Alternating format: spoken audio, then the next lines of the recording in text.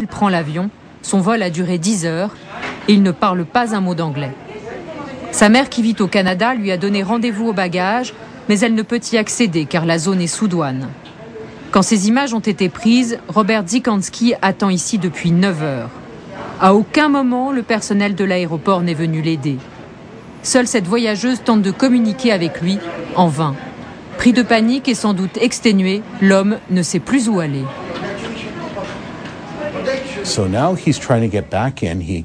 Alors à ce moment-là, il essaie de retourner dans la salle où il était, il s'assoit, il est normal, et ensuite il décide de ressortir. Et apparemment, c'est là que les problèmes commencent. Il devient très agité, on dirait qu'il ne savait plus s'il devait entrer ou sortir de la salle. Robert Dziekanski devient de plus en plus violent, mais ne menace personne physiquement.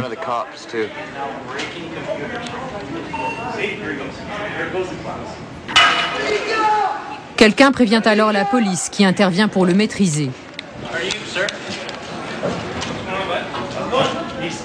Il semble obéir aux ordres des agents et ne leur oppose aucune résistance. Au bout d'à peine 30 secondes, un des policiers dégaine son taser et tire sur Robert Dziekanski.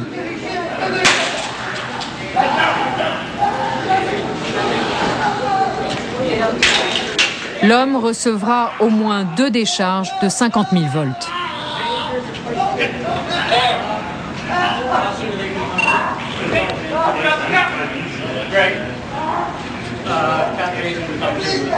Alors que les 4 agents le maintiennent au sol pour le menotter, Robert Dziekanski meurt au bout d'1 à 2 minutes après le tir du policier. L'autopsie révélera qu'il n'avait pas bu d'alcool ni pris de drogue.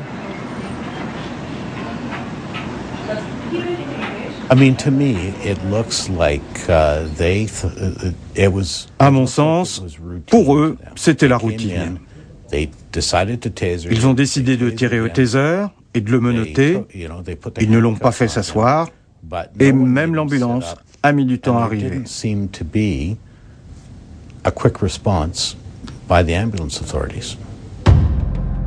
Le taser est-il une arme non létale? Tous ne sont pas de cet avis. Selon Amnesty International, il serait à l'origine de 300 morts aux États-Unis et au Canada. Mais jusqu'à maintenant, la responsabilité directe de l'arme dans ces décès n'a jamais été prouvée. À Montréal, le docteur Natel s'est penché sur un grand nombre d'études. Pour lui, cela ne fait aucun doute, le taser peut tuer. La compagnie fait l'argumentation que c'est très rare que le taser affecte le cœur. Et c'est vrai que c'est très rare. Les morts avec le taser, si on regarde la quantité de morts avec le taser par rapport à la quantité totale de décharges ou de personnes qui ont été exposées à un taser, c'est très, très faible.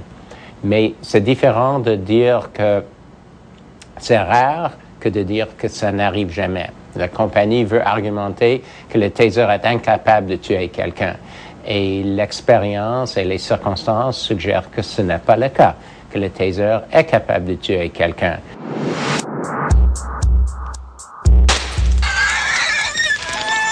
Des propos soutenus par des études, notamment menées sur des cochons électrocutés au taser. Ces expériences ont montré que la prise de cocaïne ou une très grande peur conjuguée à une décharge de 50 000 volts peuvent causer des arythmies cardiaques et donc la mort. Une version contredite par l'entreprise Taser. Les études que nous avons réalisées sur les êtres humains ont montré que le taser n'avait aucun effet sur le cœur ou même sur les pacemakers. Regardez par exemple cette étude. Cette personne sur la photo a reçu une décharge électrique continue pendant 45 secondes. Cette expérience nous a permis de nous assurer que le taser n'affectait pas la respiration. Parce que vous savez, la respiration nous permet aussi d'expirer le dioxyde de carbone, qui est un poison pour le corps.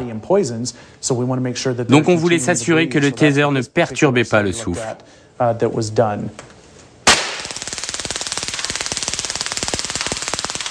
Face à la controverse, des dirigeants des corps policiers canadiens pensent qu'on devrait limiter l'utilisation du taser. C'est déjà le cas ici, à Montréal, où seulement 4 policiers sont équipés de pistolets électriques. Au Québec, le taser est une arme à employer en dernier recours, juste avant l'arme à feu. Le chef de la police de Montréal prône un usage restreint du X-26. Et on reconnaît à Montréal que c'est pas une arme magique. On reconnaît que c'est pas la solution miracle. Et Dieu sait que on est probablement à l'encontre de toute la tendance populaire en Amérique du Nord. Dana Schaffman n'est pas une délinquante. Elle s'apprête pourtant à subir un tir de taser. Une expérience filmée diffusée sur son site internet de commerce en ligne. Dans sa maison de la banlieue chic de Phoenix, Dana Schaffman a eu l'idée d'organiser des ventes plutôt inédites. Elle ne commercialise pas des Tupperware, mais une arme d'autodéfense. Combien d'entre vous attachent leur ceinture de sécurité? Pour moi, ce taser est ma ceinture de sécurité pour la vie. Pourquoi? Parce que quand je le mets dans mon sac à main ou que je l'accroche sur mon jean ou mon pantalon, quand je marche ou quand je le pose sur ma table de nuit, eh bien je suis capable de me défendre. Le C2 est l'adaptation grand public du taser des policiers. Il existe même en couleur rose nacrée. 400 $, c'est le prix que propose Dana aux habitants du quartier. Vous n'avez pas besoin de tirer sur quelqu'un pour bénéficier du taser. Tenez-le ainsi quand vous marchez. Vous n'imaginez pas tous les parkings que j'ai arpentés en tenant le taser comme ça. Quand quelqu'un sonne à ma porte, j'ouvre toujours avec mon taser à la main. Bonjour, que puis-je faire pour vous? Non, merci madame, ça va aller. C'est un très bon répulsif contre les représentants. Le fabricant a même investi dans des films publicitaires chocs comme celui-ci, clairement destiné aux femmes.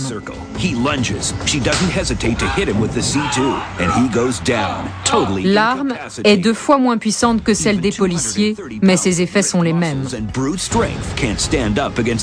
L'appareil est en vente libre aux États-Unis, dans les grandes surfaces et sur Internet. Ça, c'est pour votre qualité de vie, votre tranquillité d'esprit. Mon taser et moi, on sort sans risque et où que j'aille, il ne peut rien m'arriver.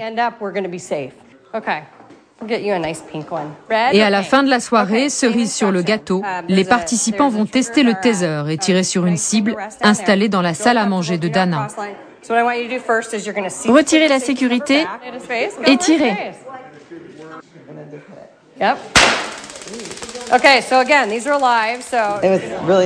Avec cet appareil, je me sens toute puissante. Vous vous sentez plus forte? Oui. Pourquoi?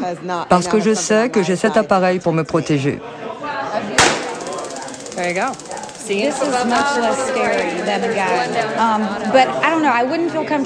Ça me fait beaucoup moins peur qu'un revolver.